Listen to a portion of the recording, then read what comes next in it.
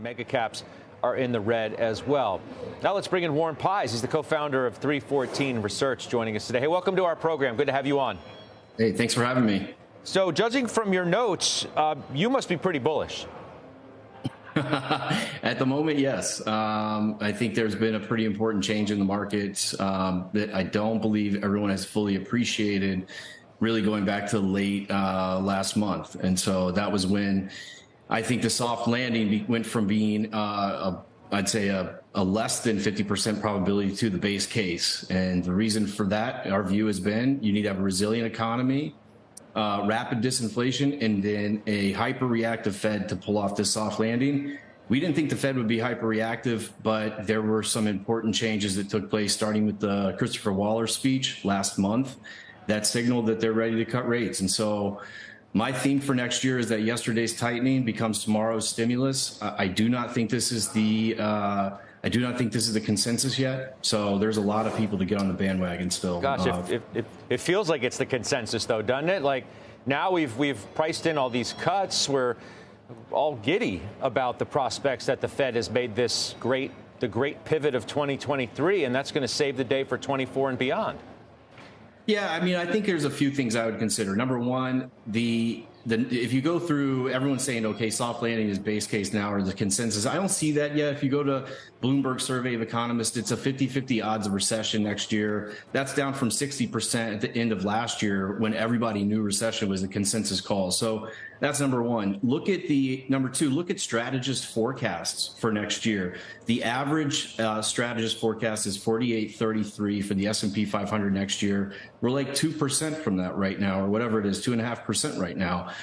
We've quantitatively studied that, and whenever the S&P 500 gets within 5%, or is the targets are less than 5% above the S&P 500, it's very positive for the market going forward. So I think that's career risk. Everyone's going to have to raise their targets going into Q1, Q2 of next year, leading into this Fed cut. And finally, everybody's talking about it, but it's a real important dynamic in this market is the money market funds sitting on the sidelines.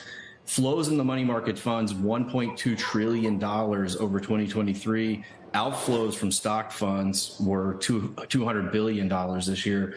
So there's a lot of cash that's going to try and get through a very small door here in the first part of next year, in my opinion. So you got a lot in that last comment.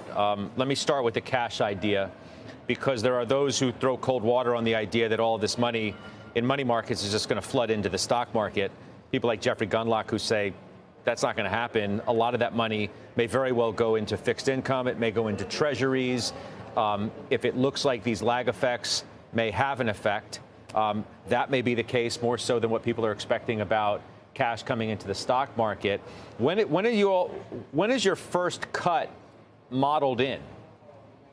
Number one, I think that you don't need all that money to come right back, and it doesn't have to come right back into the stock market. If it goes if it just goes out in duration a little bit, that impacts term premiums, credit spreads all the way out down the risk curve. And so when liquidity comes in the system, it sends a ripple effect through the entire market structure. So that's how I would handle that. So it's kind of a longer, more complicated discussion, but our first cut is for May, the May meeting of the Fed. And why that's important, when you go back historically with soft landings, you get about a 10% rally in the 6 months leading up to the first Fed cut in these soft landing cases.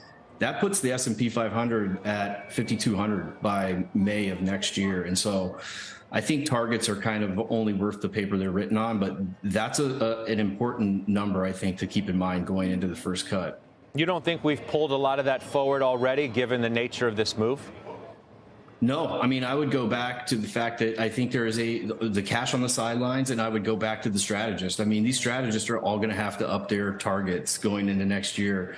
It feels bullish right now, but if you start really looking at the sentiment and positioning data, you go through what economists saying for next year, I don't think so. I think that we're on the precipice of a really powerful move. And you look at the technical signals, which we've had like 2 or 3 really important breadth thrusts over the last month, things you just don't see very often historically, that they don't happen at the end of moves. They happen at the beginning of moves. And the final thing I'd say on all that is next year's a presidential election year.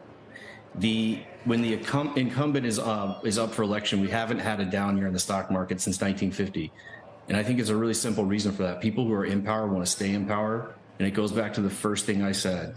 Yesterday's tightening becomes tomorrow's stimulus. The tightening of 2022, 2021 can be unwound, and each step along that path is a potential catalyst for the stock market.